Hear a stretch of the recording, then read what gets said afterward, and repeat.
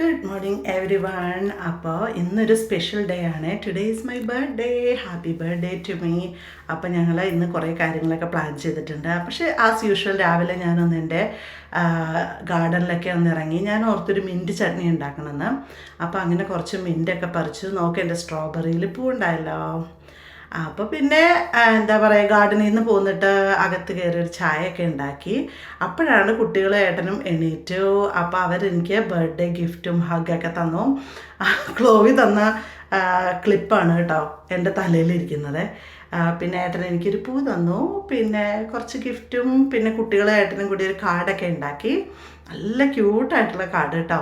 എനിക്കത് ഭയങ്കര ഇഷ്ടമായി. അപ്പോൾ അങ്ങനെ ഞങ്ങൾ മോർണിംഗ് ബ്രേക്ക്ഫാസ്റ്റ് എല്ലാം കഴിഞ്ഞു. പിന്നെ വൈകിട്ടാണ് ഞങ്ങൾ ഡിന്നറിന് കൊളംബിയ എന്ന് പറയുന്ന ഒരു സ്ഥലത്ത് പോകാമെന്ന് വെച്ചു. അവിടെ ഒരു മ്യൂസിയം ഉണ്ട്, അപ്പോൾ അതും എക്സ്പ്ലോർ ചെയ്യണം. ഈ കേക്ക് ഉണ്ടല്ലോ, ഇത് ഏട്ടൻ എനിക്ക് ബർത്ത്ഡേക്ക് വാങ്ങിയതാണ് കേട്ടോ. അപ്പോൾ കൊളംബിയയിലെത്തിയപ്പോൾ അഡ്വഞ്ചർ എന്ന് പറഞ്ഞിട്ട് ഒരു കിഡ്സ് അഡ്വഞ്ചർ മ്യൂസിയം ഉണ്ട്. അപ്പോൾ ഞങ്ങൾ അവിടെ വരെ പോയി കേട്ടോ. ശരിക്കും നല്ല ഭംഗിയാട്ടോ. അതെനിക്ക് തോന്നുന്നത് അമേരിക്കയിലെ തന്നെ one of the largest children museums ആണ്.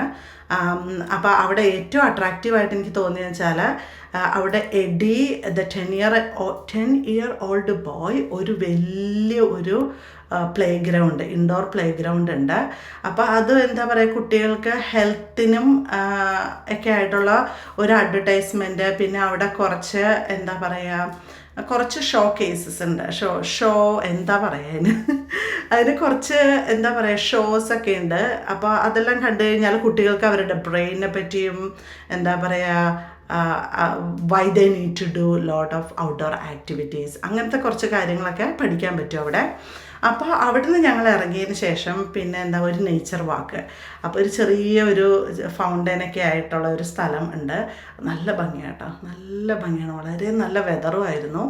അങ്ങനെ പിന്നെ അത് കഴിഞ്ഞ് പിന്നെ ഹൈദരാബാദ് റെസ്റ്റോറൻറ്റിൽ പോയിട്ട് ലഞ്ച്. ഇങ്ങനത്തെ സ്പെഷ്യൽ ഡേയ്സിന് മാത്രമേ ഞങ്ങൾ ഇന്ത്യൻ റെസ്റ്റോറൻറ്റിൽ പോകാറുള്ളൂ. അപ്പോൾ നല്ല ഫുഡായിരുന്നു കേട്ടോ.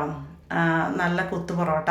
ഏട്ടൻ കുത്തു പൊറോട്ട വാങ്ങിയെങ്കിലും ഏട്ടൻ അത് കഴിച്ചില്ല. ഏട്ടൻ അവസാനം പൂരി മസാല കഴിച്ചത്. ഏട്ടൻ അങ്ങനത്തെ ഫുഡൊന്നും അത്ര ഇഷ്ടമല്ല.